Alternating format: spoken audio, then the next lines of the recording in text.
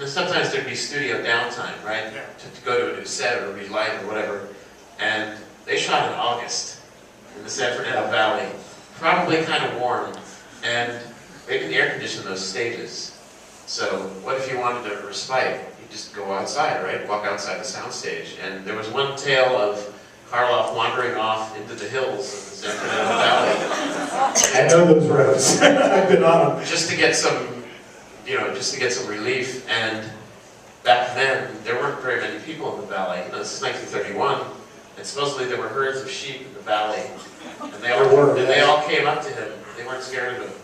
There's still to this day all kinds of strange wildlife that if you ever during Halloween Horror Nights, we're always there in the middle of the night, and you see deer and coyotes, and it's very, very much today like what it must have been back in the old days on the back lot. There's still nature collides with the movie studio. The other question I want to ask you, Boris was a smoker, and you always see him smoking in all these makeup pictures. Was this stuff flammable? Yeah, it was very flammable. I always wondered that, because I always see those pictures of them, they're all smoking around them while they're doing the makeup. I think one thing that we have to say about the Boris Karloff Frankenstein makeup is, it wasn't only Jack, Jack was the makeup artist, and predominantly it was him. But James Whale and even Karloff himself had a big hand in that design. I've seen some watercolors of James Whale's pre-Frankenstein, even movies. It's the exact same gait, it's the exact same walk, it's the exact same short sleeves on his character. So that was Whale, and of course Jack came in, and no one knows how the square head came about. He talked about he did it flat because he wanted like a box. It just makes no sense.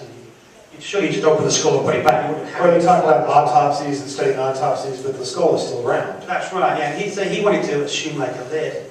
But also, I think one of the greatest touches of this particular makeup is the heavy lidded eyelids. And basically the makeup was finished in Boris Karloff himself said, I look too awake. I look too aware. I'm meant to be this new being who just woke up out of a long sleep. And so that's why he came up with the heavy eyelids. So that was actually down to Boris Karloff as well. So I think it was a great collaboration. Of course, Jack is the main man, but it was a good team effort on that. Like all good films, it's a collaborative process. Sir. Now, we're going to just really quickly race through the next couple of films, because we've got a lot of films to cover. Murders in the Rue Morgue, 1932, another classic, ape creation, and also Bela Lugosi in that film. Followed by The Old Dark House, another James Whale picture. Wow, Old Dark House, check it out. Another collaboration with James Whale and Boris Karloff. And then you get to The Mummy. Talk about a long time in the makeup chair. And again, I've heard 8 hours that it took to do, and if you ever watched The Mummy, guys, how long is The Mummy, that particular iteration on the screen, Scott? Like very short. A minute? Maybe not even. And when you see his face, it's just very brief. He opens his eyes, and then in another scene you see his hand coming down. And then the rest of it is really Cranwell Fletcher reacting to him. In his hysterical way. It's one of the greatest screams in all of horror movies. Very early scream. Bandages trail off, but Pierce was on record saying this took 8 hours. Yeah, and the whole thing, top of his head to the bottom of his feet, not just the face and the hands, but the entire body wrapping. Which probably explains why it's so shortly featured in this particular movie at the time, because it took so long to get in. The other character in The Mummy is Imhotep. I love this picture of Boris. Boris would take copious notes in the script, and years later Jack Nicholson said he does the same thing, and he learned that from Boris Karloff. How much do we know about the makeup process for this? Jeff and I pulled a couple of images from the archive. Some of these have never been seen before. But here's Jack getting Boris into makeup for Heart of the Bay. Do we know much about how long this particular makeup took? Well, not nearly as long, because it's a stretch and stipple technique, where he Like cotton collodion? stretched the skin and stippled the makeup on, and then the skin would wrinkle. Actually, it brings up a really good point, guys. Pierce's makeup is described as out of the kit. Can you just real quickly describe what that means as compared to how we do makeup today? Well, out of the kit means it's basically out of the makeup box. There's no pre-prepared pieces. Jack really didn't like having prosthetics, prosthetic appliances. I'm sure there's people in this room who know a lot more about that than I do, prosthetics. And so he tried to stay away from it. He liked to build things up every day, which eventually, as we'll get to, was part of his own downfall. But he did use appliances. The Wolfman's nose is an appliance. There's no doubt about it yet.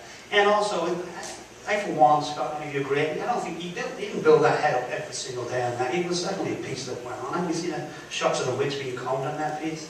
So he did use some prostheses, you know, but again, he was very much, you know, out of the kit. Just how, any of us do it when we're starting out. And of course, it's a much slower process than using a latex, foam latex appliance. Because it was just head and hands, it did take 8 hours, there's no way. It probably took an hour or so. Here's a close-up of him also doing that particular makeup. You get a little bit better shot of how it's going on. Looks like he's peeling it off there, actually. Looks like he's removing the makeup. You see that same makeup in Turn Up a Man-Made Monster and the Mad Ghoul. Yeah, It's very similar. So once we get past the Mummy, the Black Cat is the next film, 1934. Again, Boris Karloff, Bela Lugosi. The Raven, also a very similar type of makeup with the side of Boris Karloff's face.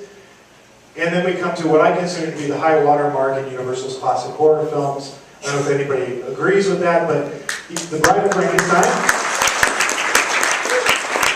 You know, the way I judge Universal horror movies, and you can tell, you know, how much the studio invested in them, by the size of the lab. So if you ever go back and you watch Bride of Frankenstein, there's this incredible, you know, amazing lab. And by the time, you know, you get to Ghost of Frankenstein, etc., they just get smaller and smaller and smaller. Pretty soon there's just a couple of little dials, you know. Yeah. But you can tell with this particular picture, this is probably where, you know, the studio invested the most energy, invested the most budget.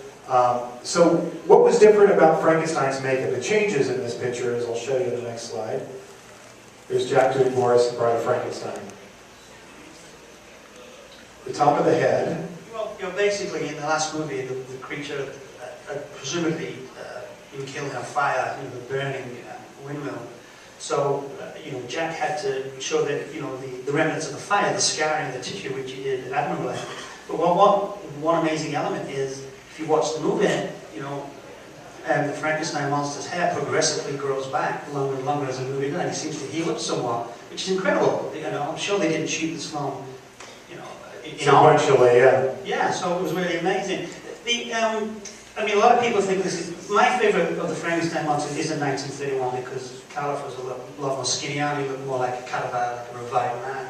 Also, for some reason, I don't know if you know, Scott, but he removed the dark circles underneath Karloff's eyes, which again did look more zombie-like, more like a Walking Dead man.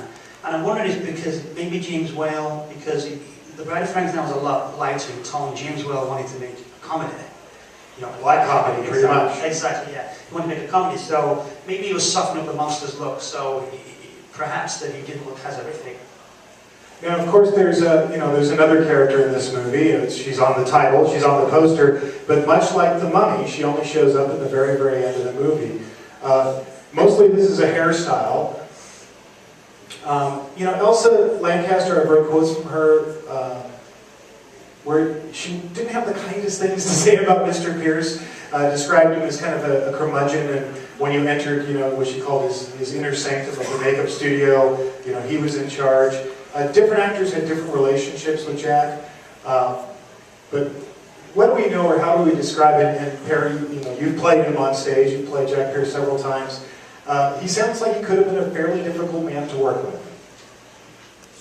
Go on, Perry. I think that Boris Karloff never had really an unkind thing to say about many people. On the This Is Your Life segment, I mean, the friendship and love between Karloff and Pierce was so evident that I can only, you know, a lot of people will make a judgment on a person based on, you know, one encounter and say, oh, that, you know, that guy's a jerk. Who was it? But I have a feeling in how the actors reacted to the makeup determined how they felt about Jack Pierce, because if they fought in the chair, didn't like it, he probably fought back, and then therefore they left the experience going, wow, he was a curmudgeon. But you never heard Karloff say that. Yeah, I'll tell you what, we're going to come back to that one because it factors into the Wolfman big time. But first, we're going to share, I love this picture, by the way. This is like a bunch of English people, exactly what they'd be doing on a set. It's English people. Well, they're having tea, and they're